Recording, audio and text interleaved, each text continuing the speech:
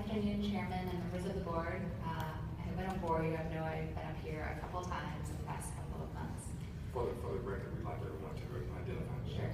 My name is Rhonda Smythe, and I'm the Policy and Advocacy Manager at TrailNet, which is a 26-year-old nonprofit that's focused on creating walkable, bikeable, and transit-friendly communities. I'm actually here to speak about the substitute bill, so thank you for continuing to take testimony on that today. As you know, we've seen a 300% increase in biking and walking to work over the last 20 years. And that doesn't even include the recreational riders that we see out on our gorgeous trail system and in our parks.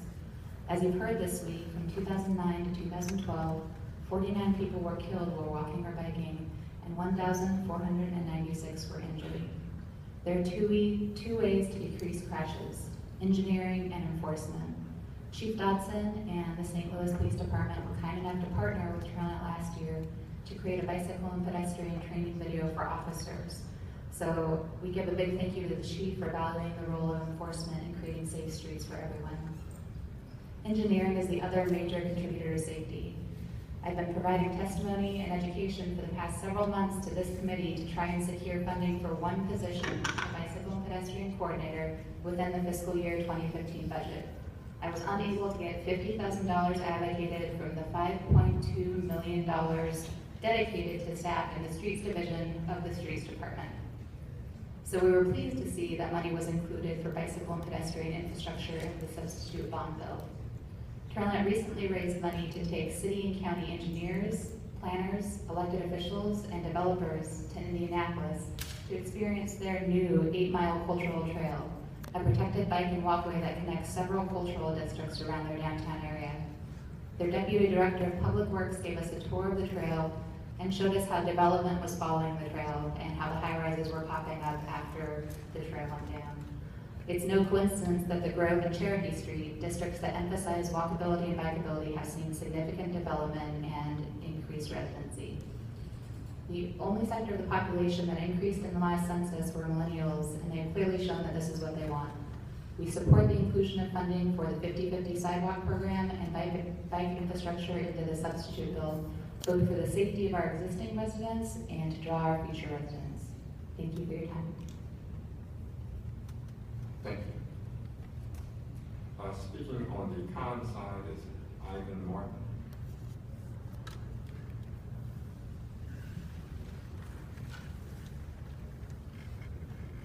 Yes, I'm Ivan Martin. I live in the 6th District. 6th Ward, excuse me. Also associated with the FACES project and the Put Down the Pistol project up north, so I am very concerned about the safety and security of our city. However, I'm also concerned about our liberties, because right now in this room today we're at a crossroads. I want to look at every one of you aldermen, because you can make this a city of liberty, or you can take it away. And I'm talking about the Real-Time Intelligence Center that is on the books to possibly be funded in this bond issue. It's been a long time coming, but in this country, it's supposed to be the land of the free. We're supposed to have justice and liberty for all. We do not have any policies, or the policies are in the making, so to speak, almost made on the fly, of how we handle these surveillance systems and this technology we have available. Just yesterday, you heard what the Supreme Court said regarding cell phones. In a 9-0 vote, they said the police cannot just arbitrarily snatch cell phones. I would say our own police department in this city has done that. And that's just one example of a small example of a small grouping of how this technology has run away from us before people who are in their position are charged to make the policies to keep us all safe, secure, and not put our liberties at risk. The United States right now has the largest prison population in the world. We know many people in our prisons are there for arbitrary reasons, some for even political reasons. And I'm just asking that this board very much take the Real-Time Intelligence Center out of this bond issue, funding for that intelligence center, And in the future, consider any use of drones until we get policies in effect on how we really want to be droned. So please consider that, and I'd appreciate you all to consider that, so you will protect my liberty and all the people in this room. We're not terrorists, most of us are law-abiding citizens, and in the past, before we had all these technological toys, we were able to adequately provide security and safety for our community. So there are other ways if you take the technology out of the mix. Thank you very much for your time. I appreciate all your hard work. And as Ivan just mentioned, are on public streets, and we have no expectation of privacy. But I think that really ignores how the technology is changing very quickly these days. So I do think we have an expectation that the government isn't going to have the capacity to zoom in on the details of conversations or papers that we have in our hands. I think as we develop a network and have the ability to track people around the city, people have an expectation that they're not going to be tracked as they go to the doctor's office, as they go to their church or synagogue, or as they go to their political rallies. And I think people have an expectation that data like this won't be collected and stored for unlimited amounts of time. So I do think there are privacy concerns here that need to be addressed. My second point is that I don't think we can spend our way or arrest our way out of any crime problems that we have. I was really struck the other day when the chief spoke at one of the bond issue presentations, and he said the crime in the city is down 50%. But he said that's not due to any law enforcement initiatives. That's due to economic development in the city, which has reduced the crime so dramatically. So I'm kind of confused. If we really need economic development, why are we being presented with another crime strategy to reduce crime through more arrests, which, as Ivan pointed out, has led to overcrowded jails, overcrowded prisons, and a system that just really can't perpetuate itself. The third point I'd like to make is that I think this is really a bad business model. The chief's proposal is to build this infrastructure and spend $6 million for this intelligence center, but the eyes and ears out in the field will be privately maintained camera system, owned and maintained by other folks. So to me, it makes no sense as a business model to spend millions of dollars on a system which is then reliant on the maintenance whims of other people who the city government has no control over. So I think for all these reasons, we really need a public discussion about this real-time intelligence center. It's not the same type of issue as buying fire trucks or fixing up buildings. It's really a major policy decision which the city needs to make as it moves forward with these advanced technologies. And I think we need to pull it off the bond issue and allow the city to have a really serious discussion about what direction we want to head. One final point on just another issue. I'm also a member of a group called the St. Louis Committee for Prisoner Rights. And I understand the security needs of the jails, but there's no HVAC for MSI built into this bond issue, and I think that's a problem that we've been putting off for many numbers of years. And I think as we move forward with the bond issue, I'm hoping that we have opportunities to discuss some of the more humane and human-oriented solutions to our jail problems and not just security solutions. I also, Chairman, I was handed a piece of written testimony by someone who had to leave, and I wondered if I could turn that in. Sure. Thank you. Are there any questions from members of the committee? Thank you very much. Thank you. I want to reiterate much what the previous two speakers said. I've got a lot of concerns about the direction we're going. Real-time intelligence center is not just in the city, but nationwide. And I think it's an inappropriate matter to be put on an all-inclusive bond issue. I don't want to have to go to the polls and choose between whether I have a right to be secure in my person, my house, my papers, my effects against unreasonable search and seizure, came out of an earlier public law we have in this country, or whether we should be buying ambulances. And I think I agree with the previous speakers that I think it's a matter that should be separately debated and considered and not thrown in an all-inclusive bill, which are essentially stifling sort of debate. So I thank you for your time. And Thank you. Are there any questions? Thank you very much. We've had some individuals who very creatively signed their names in the middle of the list. That's pretty pro and power. I guess we need to change how this list is constructed.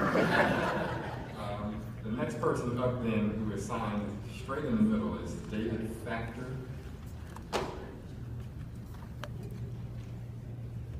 Thank you for taking the time to listen to my comments. I'm here to voice my opposition to the Real-Time Intelligence Center. You should formally introduce yourself. My name is David Factor. I'm just a member of the community. So I'm here to voice my opposition to the Real-Time Intelligence Center. I recognize the other things on the bill are very important, and I think we need to move forward with that to maintain the city. But the RTIC would collect metadata on all of us and would be an extension of the soon-to-be outlawed federal mass surveillance system currently in use against every American. Federal Judge Richard Leon declares the mass collection of metadata almost Orwellian in scope and likely violates the Fourth Amendment.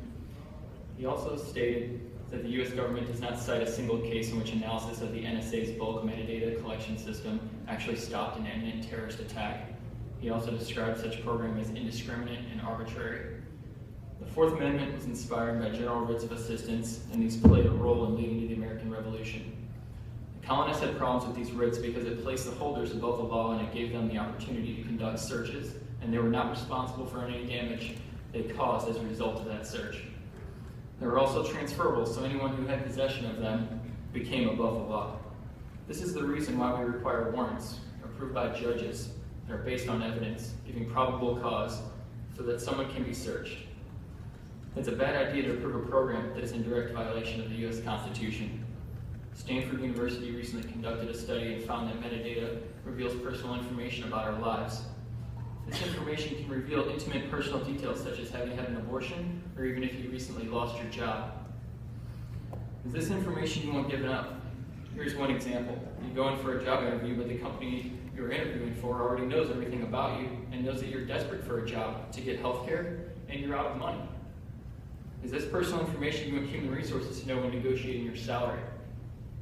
There's already proof that the NSA has abused the current mass surveillance system in effect, in which employees have spied on their love interests.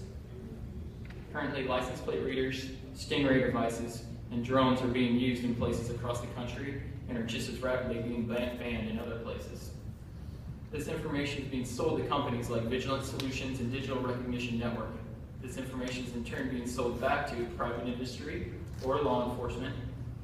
And look on the highways, look at intersections. There are many types of cameras, and some of them are collecting highly sensitive personal tracking information about you and those that you love. The truth is there are many things the city can spend $6 to $10 million on that will offer more effective solutions to provide increased public safety in our community building. These range from streetlights, improved public schools, drug rehab programs, gun buyback programs, mental health programs. There have even been studies conducted that show for every dollar invested in a drug rehab program, $18 is saved by the city. Thank you, and I hope you will consider these points when voting. Any questions? None? Okay. Yes.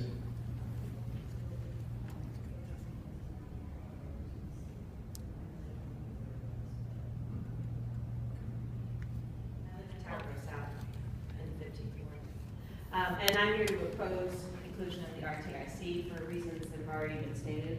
I think it's not just a matter of having policies in place. I think that's a dangerous direction to go because that allows the creation of something that we don't know how to control. And we don't have any sense of we obviously can't control it on the national level at the NSA, and we need better control of our police department locally, and people in the community will tell you that. We know what reduces crime. The biggest crime reduction in this country happened when we stopped lead poisoning our children. And we need to attend to that issue in the city. We're not done yet. The lead didn't go away. We have an issue in the 21st ward where people distrust police officers and won't testify when they witness a crime. What does that tell you about the police officers? We have a problem. And it's a community problem, and it's gonna take changes on both sides to fix it. But that surveillance isn't gonna solve that problem. We need to make sure our environments are safe, we have lead-free housing, we have housing for our people. We need to make sure we have jobs, education, and food security. We need to make sure we have clean and safe water. Who knows how ancient our water mains are?